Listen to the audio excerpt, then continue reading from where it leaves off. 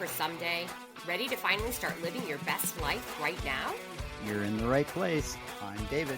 And I'm Wendy. And this is the David and Wendy podcast. We're your life coaches here to move you from excuses to action. From mastering your mindset to finding real joy, we're keeping it real, raw, and maybe just a little ridiculous. Let's get into it, Wendy. Let's go, David. Welcome back to the David and Wendy podcast. This week, in part 3 of feelings, using them for your benefit. This is where we're going to be using your feelings intentionally to manifest your experience. Last week's episode was about how and why we ignore or stuff our feelings that are generated from our belief and expectation machine. So, naturally, we want to follow up with how we can use those feelings to our benefit. More specifically, using emotions to intentionally manifest your life. It takes awareness and practice, but can absolutely be done and is done whether we realize it or not. So why not be intentional and use it to our advantage? So it's important to know that if we aren't being intentional about manifesting our life, it's automatically happening. So in the past, you've heard us, both David and I, talking about awareness. And once again, that is the first step in this whole process.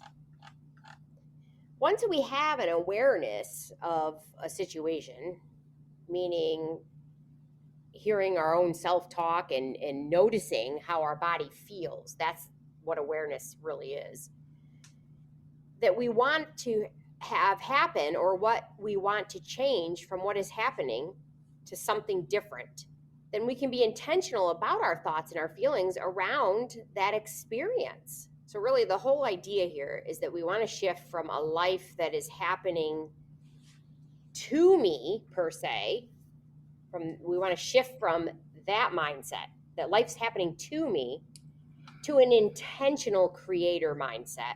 Life is happening for me. So manifestation is working all the time. And when we intentionally align our desire with belief and expectation, that's where we shift from a life that is happening to me to creating a life that we desire. Life is happening for me. Doesn't that sound so much better? Yeah, that's what I actually call walking through the door, right? It's, we've been on the outside wondering what's in there and wondering why everything keeps happening to us, and then we open the door and realize, oh, yes, we can do this ourselves. Yeah. So I know I'd much rather have life happening for me. Exactly. Yeah. So I'm thinking about this is an example of when I decided that I really wanted to be a teacher. So my desire started at a very young age. But once I made my mind up, I had a belief. I knew each step would fall into place. I had that expectation that if I'm doing this, and I just expected that every step would happen. Might not be void of hiccups, but they would happen. And during each step of that process, I felt intuitively, like a gut feeling, and I would follow that intuition for each step of the way. And this is an example of that life was happening for me because each step just kept presenting itself after I would finish one thing, one semester, one class. Yeah, and I bet everybody's had that experience if they go back, and it's what I call the come hell or high water experience, where it's so much more than just deciding, right? It's absolutely knowing that's happening. I don't know how, I don't know when, I don't know why. Well, I know why because I know it, because it's happening. Right. Yeah, without a doubt. And thank you for saying that, David, because it was come hell or high water. Because ironically, I originally thought that I wasn't quote unquote smart enough to be a teacher. And then I Right. said, that's a bunch of hooey gooey. I am. And I knew then, like David just said, come hell or high water, I am doing this. I will be a teacher. So there you go. um, so a slightly different example that I have is there an undesired experience that you are currently having that you would like to see be different? So I'm asking our listeners that. Is there an undesired experience that you are currently having that you would like to see be different? How does your body feel around that experience? What are your desires and do they align with your beliefs? What if you change the dialogue in your mind and even the way you want your body to feel to reflect what you do want? That's pretty deep there. That's a Yeah, lot. yeah. And this is the thing. We feel like we're trapped in focusing on all the stuff we don't want, but the reality is we have a choice. We Mm-hmm. can we can look at how things have been and how things are, or we can choose to look at how we want things to be. Yes. And it doesn't, I don't know what the drive is to stay on top of what has already been written down, because that's not going to change. But what's going to be written down is a whole new story, or at least potentially a whole new story if you turn your attention to it. Yeah. Yeah. Absolutely. Um, and once you start realizing this and having these awarenesses, you'll find, I can say this with confidence to our listeners because I've seen it in my life, and I know you too have too, David. But once you start becoming aware of my thoughts and feelings, things start shifting because now, yeah, I just have a different outlook. But here's how this works. When a person thinks and feels the feelings created from those thoughts, that they never have enough or any money at all, or they're always broke, the feelings within the body could be any of the following. So I'm using the example of a person maybe feeling like they never have enough money. And the thoughts are there, and with that, the next time if you're somebody that does this, feel your body. What does it feel like? You might feel anxious, you might have butterflies, a heaviness, restriction, or even tightness, or could be any other what some people might call negative feelings in the body.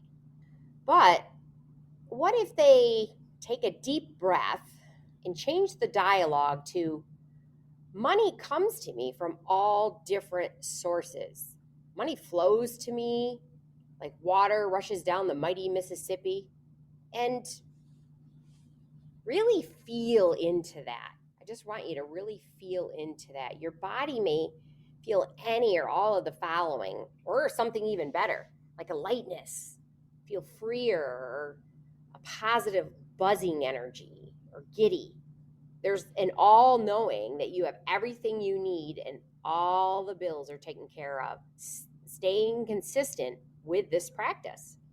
I've seen this work in my own life when I approach finances, and it's not a what if. I do. I approach finances from a place of abundance rather than from a place of lack. Boy, I really see quickly everything working towards what I desire. And I really feel much lighter, more energetic, and free around this whole topic of money. Yeah, right. I mean, it works like an algorithm, like the algorithm on your socials. The more you look at one kind of post, the more posts that you get, right? That are like that match. So and even when you look up a product to buy on the internet, it seems like more ads pop up around that same product, right? It, Yes. it works exactly the same with your mind and your experience. Same. And if you pay attention to your self talk, you can see how your experience matches, doesn't it? Be honest. You see a correlation. I mean, what are you complaining about, right? You're complaining about your experience. That's it's just self-replicating. And notice how it feels in your body, right? These thoughts. You continue to repeat these complaints, maybe telling anyone who will listen, and on goes your practice of creating that experience. So, what's the antidote? You just give that same self talk and attention and practice. Consistent practice. Consistency is always the key to this. You'll hear me say consistency a lot. But give that same self talk, attention, and practice to the experiences that you like and are enjoying now, right? Things that are uh, appreciated by you, but maybe put aside because you're focused on stuff that's not. So put your attention and practice on the experiences that you like and are enjoying. You change your thoughts, really. Notice how it now feels in your body, these thoughts. Continue to repeat these joys and appreciations, maybe telling anyone who will listen, and on goes your practice of creating that same. And the piece that really completes the practice is learning to find benefit in every experience. Look for it, it's always there. Focus on it. Feel how your body now feels and give that benefit the bulk of your attention. And this too is a practice that gets easier. Yeah, that Uh, that is, David. I have to say, I've shifted in my own life, as I mentioned, and just focusing on that, what the positive of the experience of an experience, the benefit. There's always a benefit to every experience. right. And you may not always find it right away, right? It might be something that really catches you in your old with your old patterns that are practiced in looking at the negative, right? The unwanted. But Right. as your practice goes on, you start looking more for the benefit, and sometimes it takes you a little bit to find it. It's always that funny thing. Well, at least this happened, right? At least this is a good thing from that. There you go. That's a benefit. It doesn't have to be a big thing. Right. It could be a little thing, but the practice is to focus on the benefit and the learning, and not what you don't want. Right. This is back Find to the focusing. I think of finding the silver lining in the experience, right? We've all heard that phrase. Yeah. Right. Every cloud has a silver lining. I mean, Mhm. that's it. That's it. That's I hadn't really thought about that one, but yeah, that's the same thing. It's exactly the same thing. People know this. It's an inherent wisdom that's in uh, our paradigm that we don't even consider. Right? We just Yeah. fluffingly say it. Oh, every cloud has a silver lining, and then we just go on. Right. But it's so wise, right? It's so It powerful. is. Um, Mhm. because the silver lining is what changes your thoughts and how your body feels, and literally the direction of your life and the choices that you make going forward. It really does. It changes the chemical makeup in your body. Therefore, how changing the chemical makeup have a negative effect on your health, or it can have a positive effect on your health. It's all connected. So um, yeah, one thing that supports great feelings in your body is to actually adjust your body. This is another trick um, where we, instead of letting our mind run thinking about thoughts, we intentionally pick thoughts to think about, right? So, which then make us feel good. We can actually do that with our bodies if we, take a deep breath and change your posture, right? Pull your shoulders back, relax them down, put your chest out, whatever makes you feel proud or good or confident, um, whatever that is. Really good one that's really simple that you can do anywhere is just simply smile. Just notice if you're smiling, what your face is doing. And if you smile, you force a smile on your face, you will start to light up. I Mhm. promise you. As a matter of fact, try it now if you can. I don't know if you're driving. Well, you could smile when you're driving, right? Smile, Absolutely. and it's infectious, isn't it? Smiling is infectious, right? You smile to somebody, 9 times out of 10, you'll get somebody to smile back at you. Mhm. If they don't, it's usually, at least in my experience, when I've seen somebody smile at me and I realized that I didn't smile back, it's because I was like deep in thought of something and I registered the smile and maybe even smiled internally, but it just didn't get to, get to Right. my mouth, you know? So I'm like, oh, okay, well next time I'll try to, but you can anchor that, right? When somebody smiles, just smile, Mhm. right? And it becomes an automatic reaction. Uh, but yeah, just yeah, if you imagine, so here's the thing you can do if you're not driving, or if you are, I don't know, just be careful. Uh, Imagine the best experience you've had, right? And then move your body to match it, and also notice that your body will start to move in that direction anyway, Mhm. right? And now you've changed your experience. So what you focus on comes along. So start focusing more and more on the positive outcomes you desire in your life. You do have that choice. It's a practice, and it gets easier with consistency, just like learning to tie your shoes did, right? Go back and try to pay attention to tying your shoes. You screw it up. I do. Try to do it a different way, right? It's um, just shows you where what's been made automatic Right. Yeah. and programmed in. Um, so that was all about changing automatic reactions to intentional responses. Now let's talk about manifesting new experiences using our feelings and thoughts. So, Napoleon Hill famously said, whatever the mind can conceive and believe, it can achieve. Right?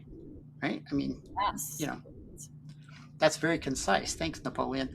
That's puts it right in there. But here's the thing: whatever the mind can conceive and believe has to fall into what I call the realm of possibility first, right? So if you think I can think of or conceive of having my own airliner, right? My own private jet.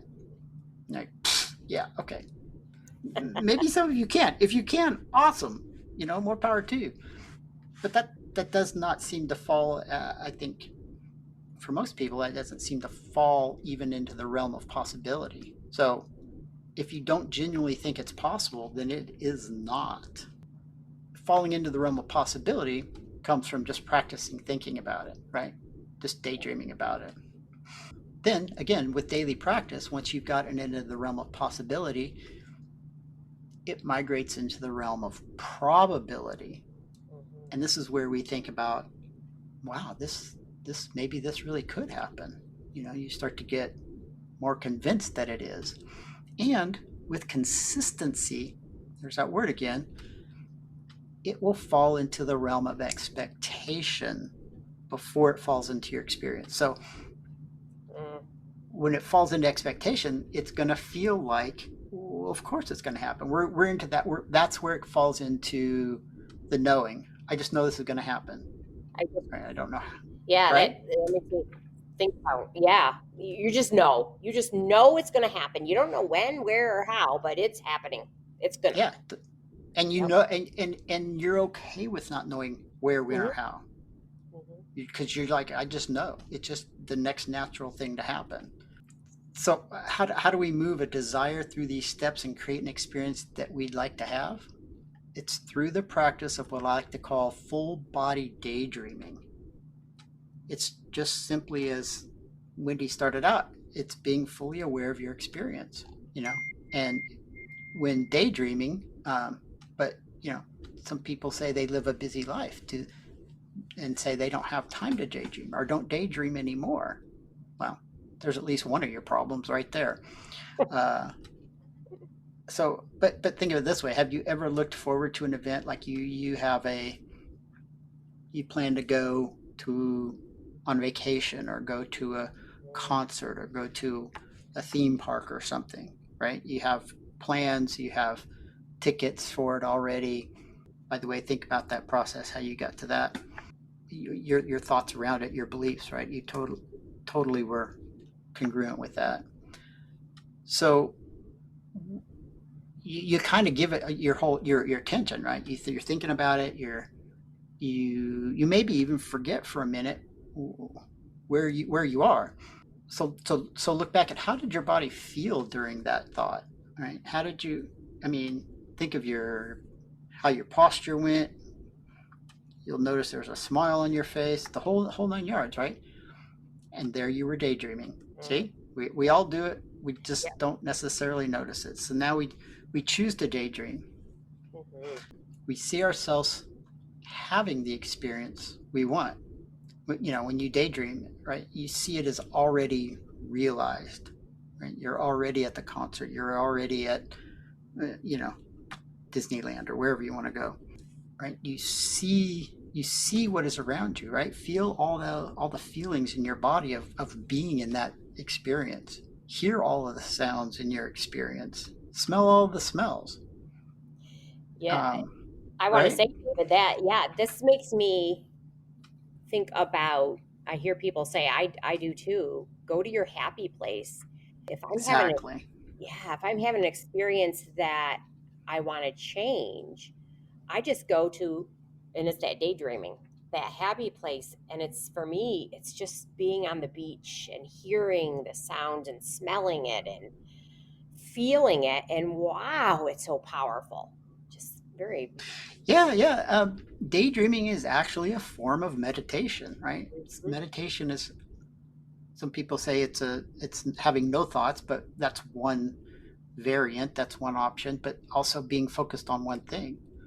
And a daydreaming, you're focused on one experience, mhm. and your whole body gets involved. And when your whole body gets involved over and over and over on a consistent practice, you move from possibility to probability to expectation.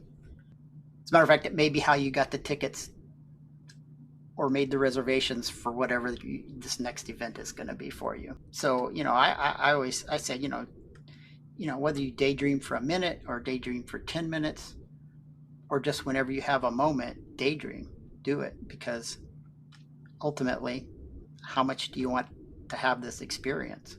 Mm. Wow, I'm going to be daydreaming often now. Oh, wow. This is a great conversation today. And I hope our listeners got something out of this. This is great stuff. Great stuff. So, this brings us to our topic for next week, which will be episode 12 next week. We'll be talking about the belief and expectation machine. We'll explain it, and we even have pictures on a PDF that will be located in the show notes and on our website under resources. All right, that's the show for this week. We hope you are feeling motivated, like you're ready to take on the world. If you got value today, do us a huge favor, like and subscribe, and leave us a review. It helps us reach more people just like you. You can find all our info in the show notes and connect with us at our website, thedavidandwendypodcast.com. We'll see you next week. And remember, always be kind, loving, and compassionate to everyone you meet.